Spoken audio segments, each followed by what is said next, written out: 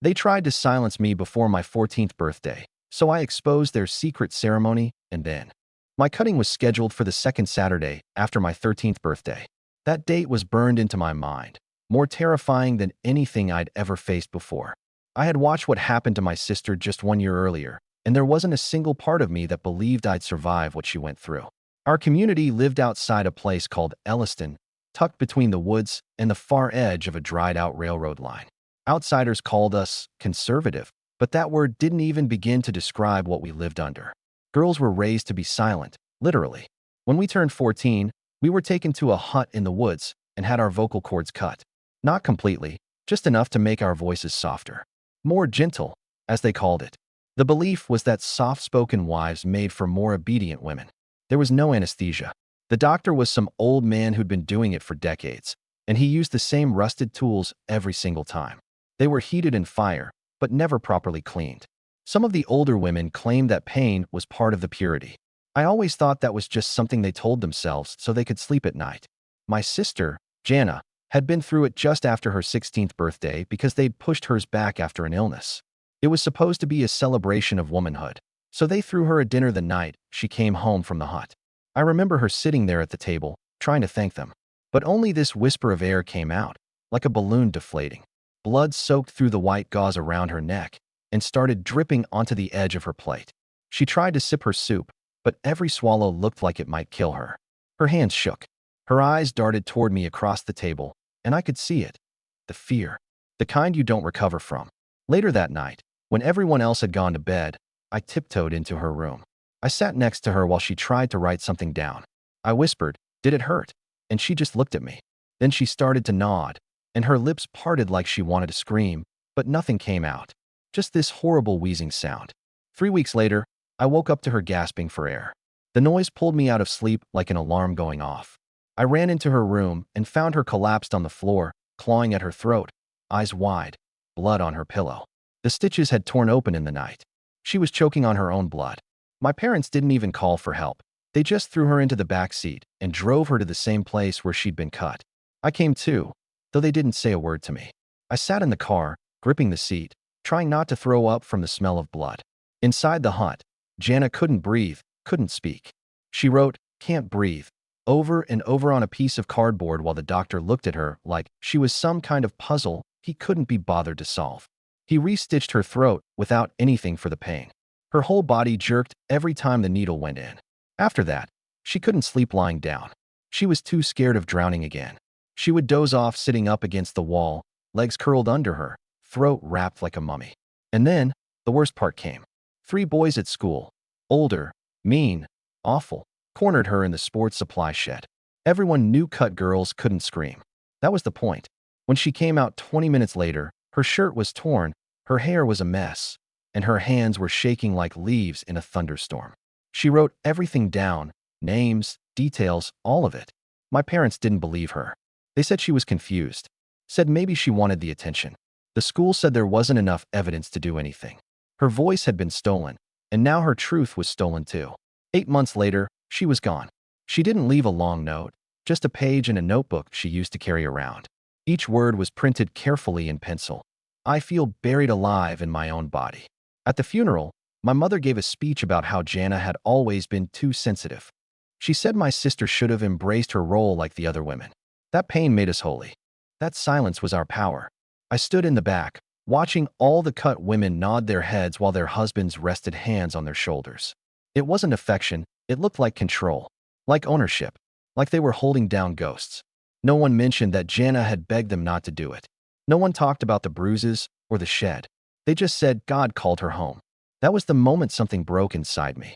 I counted the days until my appointment, watched them fall off the calendar like dead leaves. I wanted to run, to vanish into the woods like something feral. But I had no money, no connections outside Elliston, no one who would even believe what we did here was real. Then, a week before my date, I found my escape. Or maybe I created it. We were having a cookout at our house for some of my dad's friends. One of them had a son named Troy, 19, away at school most of the year, but home for the summer. He was drunk by sundown, laughing too loud, his shirt already stained with beer. I knew he'd noticed me over the last year. I had started to grow into myself, and in this town, That meant I was suddenly something to claim. I went up to him while everyone else was distracted and started talking to him the way I'd seen older girls do. I smiled too wide, touched his arm like it was instinct. Inside, I felt like I was crawling out of my skin. Later, we went to his place. We slept together. It was my first time, and nothing about it was like the movies. I felt numb, hollow, ashamed. But when I looked in the mirror the next morning, I told myself it was worth it. 2 days later, I showed my mother a pregnancy test. Troy had worn protection, but I'd stolen a used test from a girl at school who'd pulled the same trick the year before. I pressed it into my mother's hand, watched her face go from confusion to relief. There was an emergency family meeting that night. My aunts, uncles, cousins, all of them sat around our dining room table like it was a town hall. Everyone agreed that the ritual would be postponed. Cutting a pregnant girl was too dangerous, and Troy would make a fine husband. I sat there, hands folded in my lap, and pretended to be embarrassed. But inside, I felt like I had just jumped off a sinking ship and hit water. Phase 1 had worked. Now all I had to do was survive long enough to finish what Jana started. My stomach was a twisted knot of nerves each time I left the house pretending to go to a prenatal checkup. I had the lie rehearsed so well that even I sometimes believed it. But those appointments weren't with doctors. I was meeting girls, cut girls, uncut girls, ones who'd barely survived the ritual, and others still waiting for their turn. We gathered in hidden corners of old barns, dusty attics, basements with broken windows. I held my phone out while they whispered or signed their truths. Some couldn't speak above a breathy rasp. Others used notebooks, shaking fingers, scribbling what their voices could no longer carry. I recorded everything. Dozens of stories, each one a wound still open. I saved the files in a deep folder beneath layers of dummy homework and sermon recordings. I renamed them things like choir practice or scripture memorization. I thought I was being careful. I thought I had time. But like most mistakes, mine came down to one moment of arrogance. I left the house one evening after dinner. My mother was supposed to be at a neighbor's prayer circle. I thought I was safe, so I didn't take the usual back route. I didn't even check for her car. I just walked straight to the meeting place, as if the universe owed me a night of ease. But the universe doesn't work like that. I don't know how long she followed me. Maybe she had suspected something for days. Maybe a neighbor had seen me somewhere I shouldn't have been. Or maybe she simply didn't trust her own daughter. When I came home that night, I knew something was wrong before I even opened the door. The porch light was off. My father's truck was in the driveway, even though he always worked late. The second I stepped into the kitchen, he lunged from the shadows and pinned me down. My shoulder hit the tile with a crack. And before I could scream, my mother was there too. She pressed her knee into my abdomen, hard, then started stomping on my bladder. Over and over. I screamed, but it didn't matter. They weren't listening. I wet myself on the floor, shaking from pain and panic. That was what they wanted. She shoved a test strip at me, sneering. Let's see what you're really hiding. The test came back negative. Of course it did. My father's face twisted into something I didn't recognize. My mother didn't even look surprised. They sat me down and brought out my phone. Somehow, they'd guessed the passcode. They found the recordings. Everything I'd collected, all those testimonies, all those girls who had trusted me, gone in seconds. My father stood there, eyes scanning the screen, then calmly called Troy's parents. He said I had deceived their son, tricked him, ruined the family's honor. Then he turned to me and struck me across the face so hard my vision blurred. I barely remember the rest of that night. Just noise, shouting, the cold of the kitchen floor. They made me apologize to Troy. I don't even know what I said. He just stared at me, confused and humiliated, like he couldn't remember half of what had happened. When the shouting was over, my father called for another family meeting. This time there was no debate, no sympathy.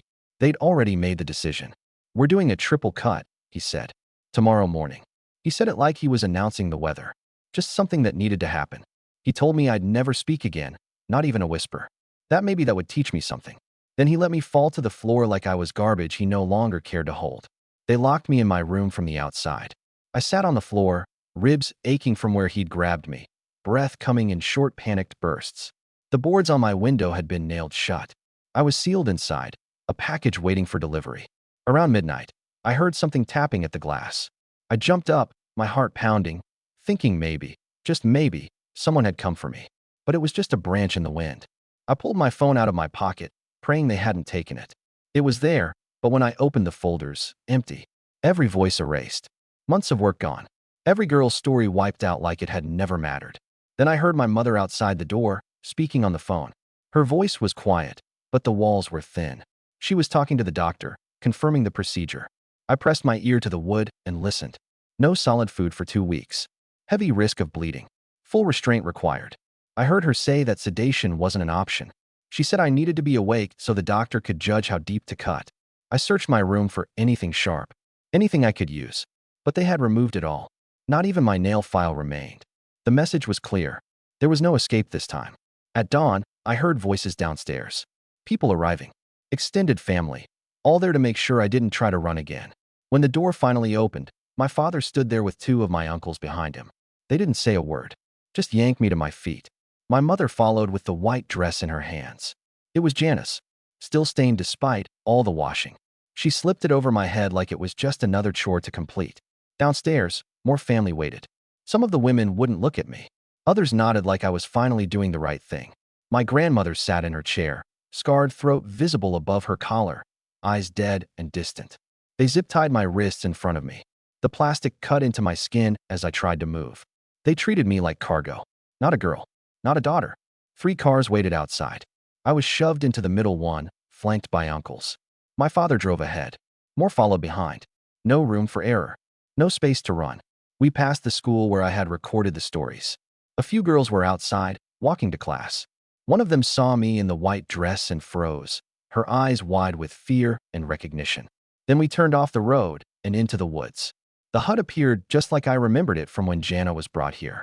The thatched roof sagging, smoke from the fire rising into the sky. I tried to stand, but my legs wouldn't work. My uncles dragged me through the dirt like a broken doll. Inside, the doctor waited. Old, cold-eyed. The same man who had ruined my sister's voice. The table was already prepped. Leather straps hung from it, worn and stained. 3 blades lay beside it, each designed to destroy a different part of what made me speak. They lifted me onto the table. I screamed. I kicked. They didn't care. Straps went around my arms, legs, waist. A final one pressed across my forehead, pinning me down. All I could move were my eyes. The doctor approached without a word. His fingers prodded my throat, feeling for the spot. The first blade glinted in the firelight. Then we heard it. Shouting. Car doors slamming. Dozens of voices outside. My father stormed to the door. Through the crack I saw them.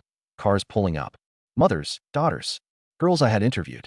Catherine, the first girl who had trusted me, stood at the front holding something. My phone. But I had seen it empty. They'd deleted everything. How? Catherine must have saved it. Uploaded it. Backed it up before I ever lost it. She held the phone up and pressed play. And suddenly, my voice filled the room. Then the voices of the others. Girls describing their surgeries. Their complications. Their attacks. Their fear. The crowd grew. More mothers. Some fathers. All of them listening. Some crying. Some yelling. The doctor stepped back. My mother tried to block the door, but they pushed past her. Catherine's mom undid the straps while my mother screamed for someone to stop them. No one did. The straps fell away. I sat up slowly, throat untouched. The blade still sat and used beside me. And outside the hut, silence shattered into something louder than screaming, truth. My father didn't speak a single word as we drove home from the hut. His knuckles were white on the steering wheel, his jaw so tight it looked like he might break it just from clenching. The silence between us was louder than any argument. I sat in the back seat, still wearing Jana's white dress, stained and wrinkled from the dirt. My skin stung where the straps had dug in, but none of that hurt as much as what came next. When we pulled into the driveway, the rest of the family was already there. My grandmother sat in her usual chair, flanked by aunts and cousins, all of them whispering in low, bitter tones. As soon as I stepped out of the car, the judgment poured over me like boiling water. They didn't shout. They didn't hit. They just stared. My father opened the front door and stood there waiting, like he was presenting me to a jury. One by one, the others filed into the living room. I wasn't asked to sit. I was ordered to. A chair in the center of the room had been placed just for me, angled so I couldn't avoid the weight of their eyes. My grandmother was the first to speak. She talked about legacy, about the burden of being a woman, about how pain was the only path to virtue. Her words were sharp and rehearsed, the kind of thing I knew she'd said to dozens of girls before me. I could see her scar as she talked, thick and faded but still visible. She wore it like a badge. My aunts followed with their own sermons. Obedience, discipline, respect for tradition. They accused me of shame, of betrayal, of corrupting other girls. My father didn't speak until the end. When he did, It wasn't a speech, it was a sentence. You have two options. You get cut tomorrow morning, or you leave this house forever. That was it. No emotion, no hesitation, just exile or silence. I looked around the room, searching for any sign of mercy, but they were stone. My mother sat off to the side, staring at her lap like she couldn't bear to look me in the eye. That hurt worse than the rest. I said the word slowly, clearly. I choose exile. There was a pause. Then my father nodded once like a judge confirming a punishment. He allowed me 1 hour to pack, supervised by two of my uncles. They followed me into my room and watched me like prison guards. No photos, no keepsakes, no heirlooms. Just clothes, a toothbrush, and the old sneakers I'd hidden under my bed. My mother came to the doorway as I was folding the last shirt. She didn't say anything at first, just stood there with her arms crossed like she didn't know if she wanted to hug me or slap me. Then, slowly, she walked over and adjusted my collar. Her hands trembled, but still she said nothing. And then she left.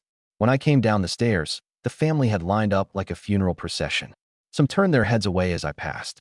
Others looked at me like I was a ghost already. My grandmother spat at the floor in front of me, and that was the last thing she ever gave me. At the door, my father handed me a plain envelope. Inside was a wad of cash, enough for a bus ticket and maybe 3 days in a motel. If anyone helps you, he said, they're no longer part of this family either. He opened the door, but didn't step aside. I had to walk around him. Waiting at the edge of our driveway were 5 cars. Inside them were girls, mothers, and families who had come back for me after the chaos at the hut. Catherine stood beside her mother, holding out a bag like she'd been waiting for this moment all her life. They didn't ask what had happened. They didn't question what I wanted. They simply took my bag, opened the car door, and made space for me. We drove for nearly an hour. I didn't speak. My voice felt locked behind a wall of exhaustion and disbelief. Catherine's mother didn't push. She just handed me a blanket and let me stare out the window. The house they took me to was small, barely held together, but it felt like a sanctuary. For the first time in weeks, I slept without someone on the other side of the door. Word spread fast. Within 2 days, I was the talk of the entire region. Some families praised me in secret. Others said I'd cursed my bloodline. Girls began slipping notes under my door, telling me they wanted out too. That's when we started planning. Catherine and I formed a system, a map of safe houses, drivers, girls who knew how to vanish for a week or two. We gave code names to people who helped us. Some provided food. Others gave cash or burner phones. It wasn't perfect, but it was something. One girl, Maggie, ran the night before her appointment and slept in a shed behind a gas station for 2 days. When we found her, she had cuts on her arms from crawling through barbed wire. She said it still hurt less than being cut by the doctor. But the more girls we helped, the harder the pressure came down. My father started traveling to nearby towns, trying to revive the ritual where it had started dying. I heard through whispers that he was calling us decay, that he believed silence was the only way to keep women pure. We found out that the doctor hadn't vanished after the confrontation. He was hiding with a family loyal to the tradition. My father had paid him extra to stay in the region. He was still cutting girls, quietly, carefully, out of sight. That news nearly broke me. But I didn't stop. Then came the letter, delivered by a trembling neighbor girl who wouldn't even meet my eyes. My grandmother was dying. She wanted to see me. I thought it was a trap. I refused at first. But my mother reached out separately. She said my grandmother had been listening to the recordings. Said she had something I needed to see. We arranged it for 3 nights later, when my father would be out of town meeting with other leaders. The plan was risky.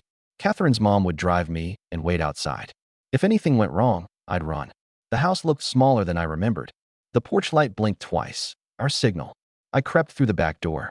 My mother met me in the kitchen, her face drawn and pale. She led me upstairs to my grandmother's room. She looked so frail it was hard to believe she was the same woman who had defended the cutting for decades. Her hands were paper. Her voice was rough and broken. But her eyes were awake. She told me everything. How she'd been cut at 12. How she screamed so loud they broke her teeth trying to hold her down. How infection nearly killed her. How she had known all along it was wrong, but couldn't face the shame of admitting it. She pulled out a wooden box from under her bed. Inside were records, names of girls who had died, letters from families begging to delay the cutting, payment logs showing that this was never about virtue. It was about power. The final revelation came like a punch to the ribs. The doctor was her nephew, trained by her father. Our family had kept this tradition alive for nearly 4 generations. She gripped my hand and begged me to burn it all down, and I swore I would.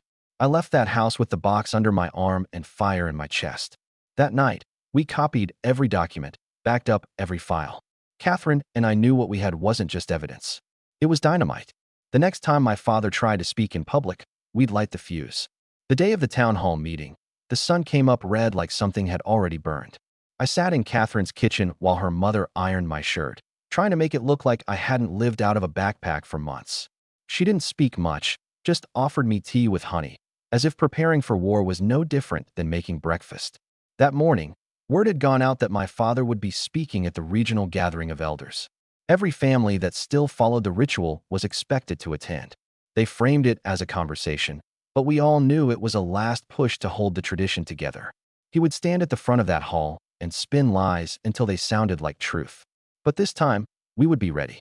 Catherine's friends had printed dozens of documents, payment records, written testimonies, letters from the families who'd begged to stop the cutting. They had created anonymous phone accounts and pre-scheduled messages that would go out mid-meeting. The recordings were backed up across 5 servers, translated, and edited into clips short enough to be shared instantly. We weren't just fighting tradition anymore. We were fighting decades of silence, shame, and fear. But now we had a voice they couldn't erase. From the street, the town hall looked like any other building, gray and unremarkable. But inside, tension bloomed like mold on every wall. Rows of benches were filled with mothers and daughters, uncles and cousins. You could see the divide in the way people sat. Families in support of the ritual grouped tightly in front, whispering like they already knew what was coming. In the back, I spotted 3 girls we had helped escape. Their hair had grown out. Their shoulders weren't hunched anymore. I hadn't even realized until then how much taller some of them stood without fear pressing down. My father arrived last. He walked in like he owned the air, flanked by men who'd sat in power for years. His suit was pressed. His scar was hidden under a high collar. His eyes found mine across the room, and for a moment, neither of us looked away. Then he stepped onto the stage, tapped the microphone, and began his speech. He said the resistance was a disease, that foreign ideas had poisoned our daughters. He painted me as a girl who had lost her way, misled by city people and their ungodly influence. He spoke of our grandmother as a woman of strength, completely erasing her final confession. Then he said something that nearly made me laugh. He said the ritual had never harmed anyone, that it had been a gift. That's when the phone started ringing. All across the hall, parents and girls pulled out devices as messages flooded in. Catherine's team had timed it perfectly. Short clips played on screen after screen, snippets of girls sobbing through pain, whispering about infections, describing the sound of their own voices dying. My grandmother's confession came last. Her voice was cracked, but her words were sharp. She named names. She admitted the tradition wasn't ancient, just 4 generations old, imported from another region like a virus carried by ambition. She said my father was the one who had made sure it survived. Gasps echoed through the room. Some people stood up. Others just froze, stuck between what they believed and what they were hearing. My father tried to speak over it, shouting about manipulation and lies. But it was too late. The recordings kept playing. Then a man near the front stood and shouted back. He named his niece, a girl who had bled for days after her cutting and never recovered. Another woman shouted about her sister, who hadn't spoken since the age of 13. The room erupted. Arguments spilled into every corner. The doctor tried to leave, but 2 men blocked his path. They wanted answers. Catherine stood beside me, shaking but steady. I squeezed her hand. We had done it.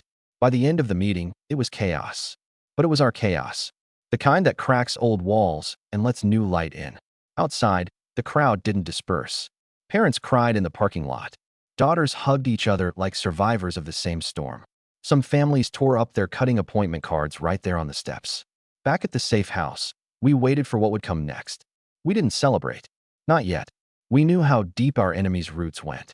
My father vanished from public life after that day. Some said he was regrouping. Others claimed he was in hiding. But I knew better. He wasn't the kind of man who gave up.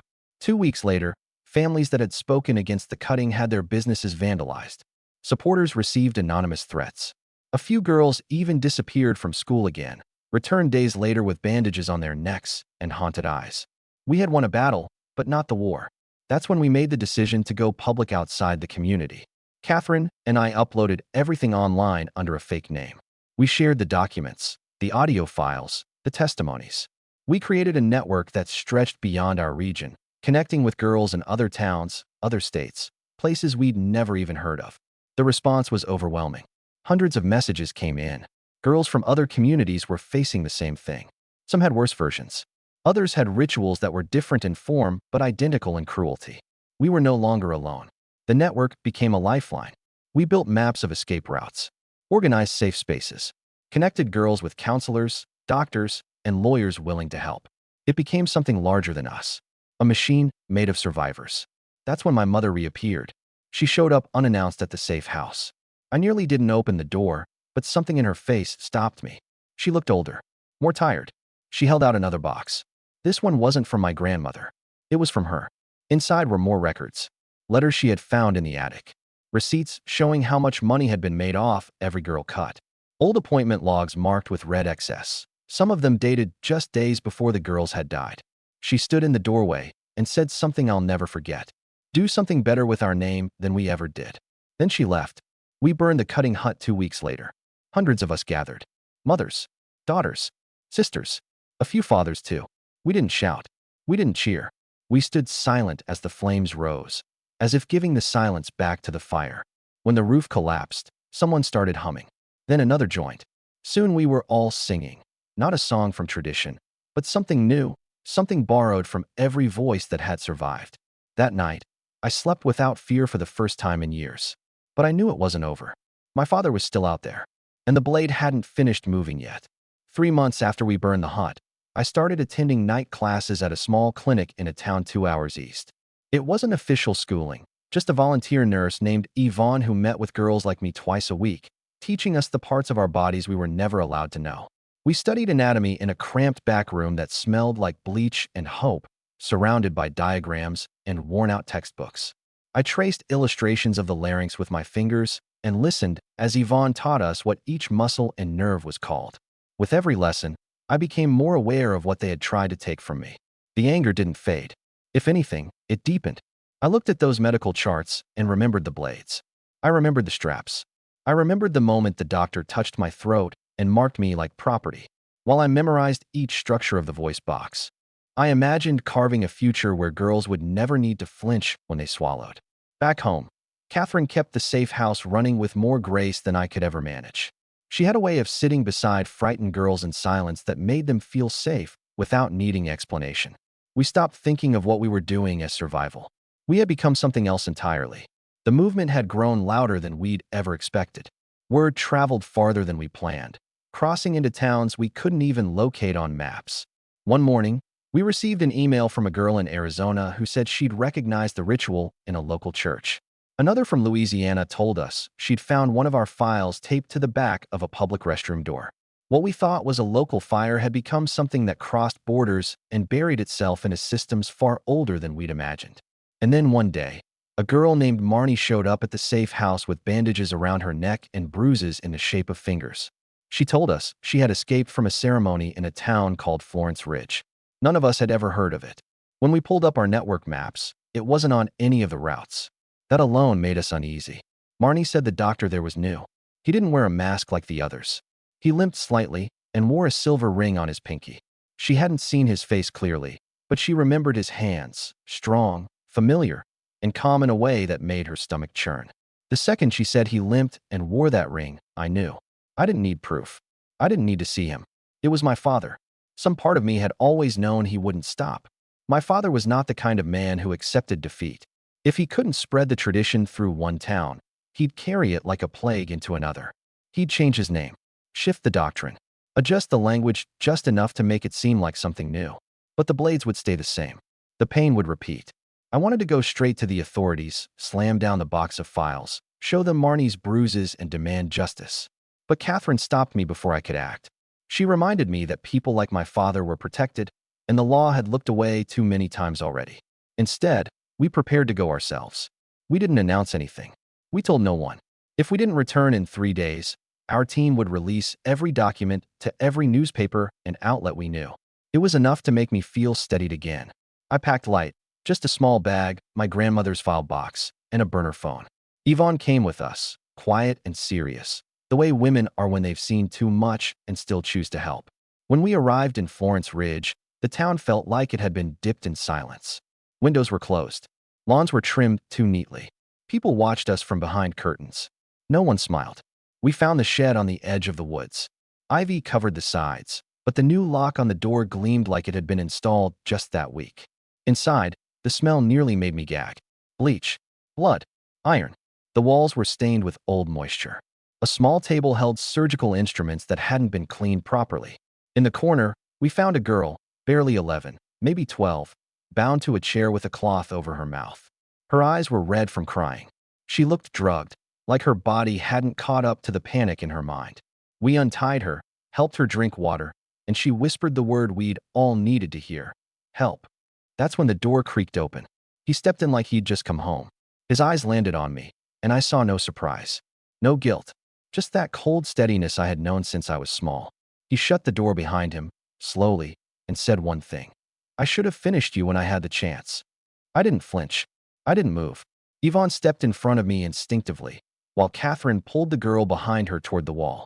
He started toward us, calm and deliberate, like a man who believed we wouldn't dare stop him. But he didn't see what was coming behind him. Four older girls burst in through the rear entrance. I didn't know their names, but I knew their rage. They weren't there to be rescued. They had come to fight. One swung a plank of wood straight into his back. Another grabbed a tray of blades and threw it to the floor. He staggered, shouted something unintelligible. Then the fire started. We never learned how exactly. Maybe a kicked lantern. Maybe a knocked-over oil can. But the heat roared up the walls in seconds. We grabbed the youngest girl and ran. The air choked our lungs. Smoke poured from the corners. As we stumbled into daylight, the shed behind us collapsed in flames. We waited for hours, but no body was recovered. Nothing identifiable. Just burnt tools, a half-melted ring, and, buried near the door, an old ceremonial blade, blackened but intact. Catherine said he must have escaped. Yvonne hoped it was enough to end him. I didn't say anything.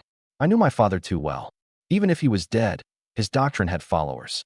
His silence had worshippers. Men like him don't vanish. They wait in places that fear doesn't reach until it's too late. A week passed. Then, one morning, I found a box on the steps of the clinic. No return label. No note. Inside was my grandmother's ritual book, the one I had left with my mother months ago. But this time, something was different. Carved into the leather, deep and fresh, was my name. No explanation. No signature. Just the act itself.